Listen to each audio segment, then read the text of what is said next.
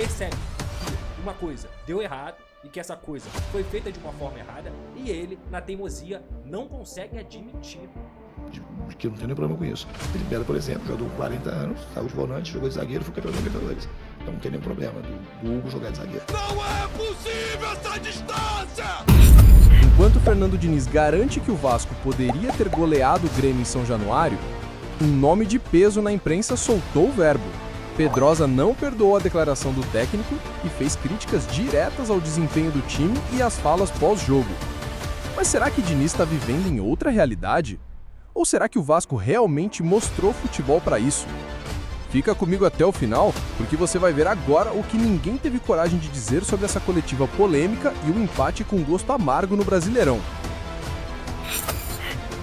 Que eu não tenho nenhum problema com isso. Ele Belo, por exemplo, jogou 40 anos, saiu de volante, jogou de zagueiro, foi campeão da Libertadores. Então não tem nenhum problema do Hugo jogar de zagueiro. Olha, gente, eu vou confessar um negócio pra vocês. Se eu já tava preocupado antes, eu saio mais preocupado ainda depois dessa entrevista. De coração, assim. De coração, tô preocupado, cara. Tô preocupado. Eu sou um cara que eu sou fã do Fernando Diniz, sempre falei isso aqui. Sempre achei um grande treinador. Principalmente a forma como ele trata o futebol, as pessoas que estão envolvidas no futebol. Como ele tem a capacidade também de tirar o máximo de cada atleta.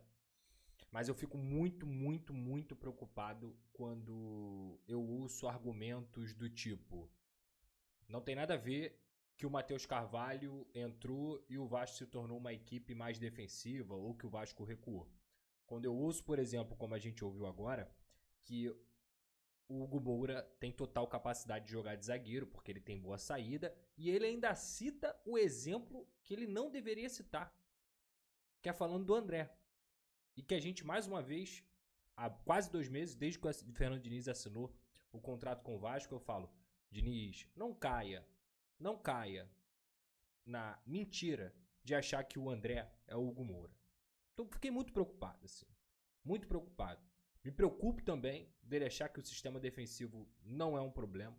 Dele achar que o sistema defensivo do Vasco, principalmente a forma como o Vasco combate, digamos assim, o sistema defensivo, é um negócio bem preocupante. E fiquem tranquilos, gente. O meu áudio não tá baixo. É porque a coletiva tava muito alta. Daqui a pouco vocês vão se acostumar aí e aumenta um pouquinho o volume aí que vocês vão me ouvir de boa. É porque a coletiva tava muito alta, não é porque o áudio tava baixo, não.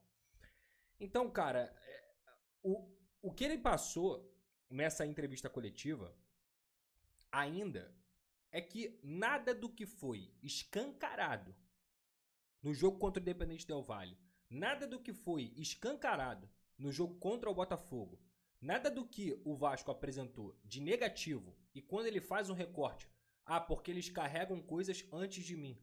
Carregam, Diniz, porque são coisas dessa temporada 2025. E não é porque você chegou que o jogador vai mudar da água pro vinho. Ele pode melhorar, e você tem a capacidade para melhorar o atleta.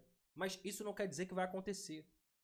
Porque o João Vitor, assim como ele falhou hoje, ele falha o ano inteiro. O Hugo Moura, na hora de pressionar o cruzamento que veio do Pavão lá na direita, mais uma vez, ele não conseguiu pressionar. Porque ele é um volante deficiente. É um volante que tem várias deficiências no seu jogo.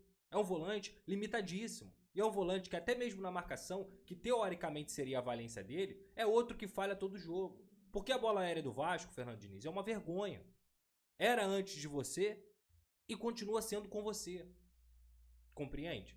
Porque você custar a admitir que o que hoje, principalmente, o Vasco fez dentro de campo e não conseguiu o resultado, mas que o gol levado pelo Grêmio tem muito a ver com a substituição que você fez, quando dentro de uma coletiva, e olha, cara, pelo amor de Deus, cara, o cara pra trabalhar com futebol, eu sou um cara muito lúcido, né, nesse sentido.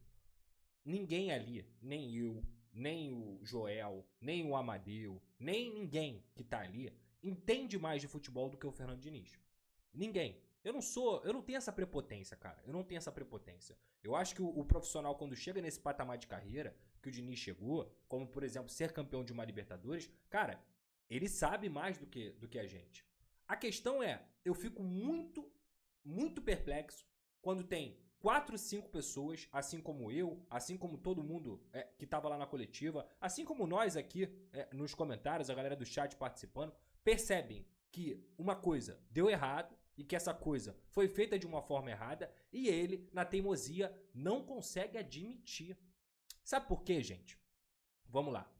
O futebol, ele não é apenas o que você pensa e o que acontece. O futebol, ele é feito de recados, tá? Então, por exemplo, o Diniz pensou em colocar o Matheus Carvalho, o Matheus Cocão, e ele pensou aquilo que ele disse na coletiva. Opa, vou colocar o Tietê um pouco mais à frente para combater e vou deixar o Matheus Carvalho sendo também esse cara que consegue sair jogando e um cara que consegue combater e deixar o Vasco um pouco mais coberto numa bola que o Vasco, que o Grêmio poderia usar na escapada. Aí vai o recado.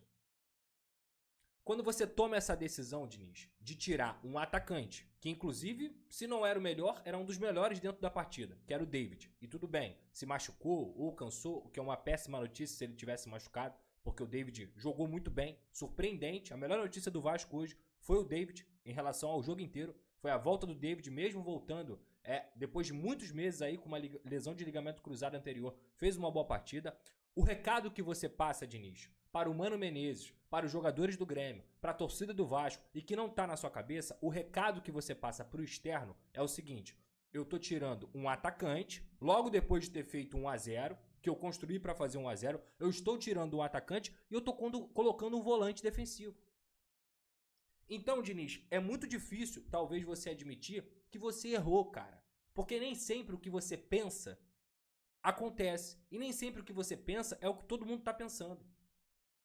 Recados. O futebol é feito de recados. O Mano Menezes, que é cobra da bola, que é um cara extremamente, digamos assim, experiente e vencedor também, por que não? Tem suas limitações e tudo mais. Quando ele vê você tirando o David e vê você colocando o Matheus Carvalho, que obviamente são jogadores que ele conhece, de qual é salteado, sabe qual é o recado que você passa pra ele? Opa, vou segurar o resultado. Recados, Diniz. E nem sempre quer dizer que você quis fazer aquela substituição pro time recuar. Mas a partir do momento que você dá esse recado, o time do Grêmio ganha ímpeto, o Mano Menezes avança ao time, o Mano Menezes faz o time acreditar no empate porque você passou o recado tirando o seu atacante e colocando um volante depois de ter feito 1-0 em casa. Esse é o recado que o Vasco passou.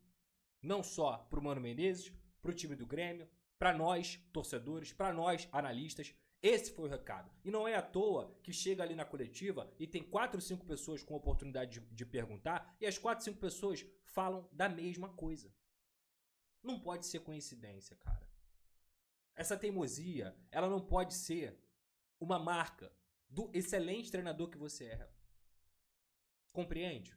Aí depois você admite, olha, realmente, eu poderia ter colocado o Lloyd, eu poderia ter colocado o Garré, porque se você coloca esses atletas em campo e o Vasco toma gol, porra, realmente, a análise seria muito condicionada pelo resultado. Mas o recado que você passa é, eu queria fazer o segundo gol.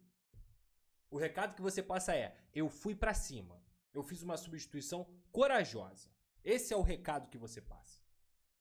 Compreende? E dentro de um jogo onde tem 2 times que são extremamente do mesmo nível, digamos assim, times bem nivelados assim de forma mediana, quando tem o Vasco jogando dentro de São Januário, que tem uma melhora substancial natural de jogar dentro de casa, você consegue fazer 1-0. E o Vasco estava jogando melhor do que o Grêmio. Isso é indiscutível. O segundo tempo do Vasco, os primeiros 20 minutos, talvez tenha sido os melhores 20 minutos do Vasco na partida. Estava jogando melhor do que o Grêmio. Faz um gol, a torcida inflama, vem junto. E o que você faz é colocar um volante na vaga de atacante. Aí, Diniz, esse é o recado que você passa. De medo. E você que sempre fala em coragem para jogar, em coragem para o time poder batalhar, em fazer gol. Tem vários edits aí seu falando com entrevistas. A gente conhece o seu trabalho. E é isso. Quando você tira um atacante e coloca um volante, é o recado que você passa. Aí a gente vai discutir o gol que o Vasco levou. O gol que o Vasco levou, ele vem primeiro de uma perda de bola totalmente inocente do Paulo Henrique. Perde a bola, erra, o Tietê chega a recuperar essa bola e volta a bola no João Vitor. Aí o que João Vitor faz? Perde a bola, faz a falta, toma um amarelo. O que acontece? Falta pro Grêmio. O Grêmio consegue virar essa bola lá pro lado direito, o Pavão domina ela com toda a tranquilidade do mundo, e o Hugo Moura, que também é um cara, que eu já falei aqui, que prejudica o Vasco o tempo inteiro, não consegue diminuir a marcação.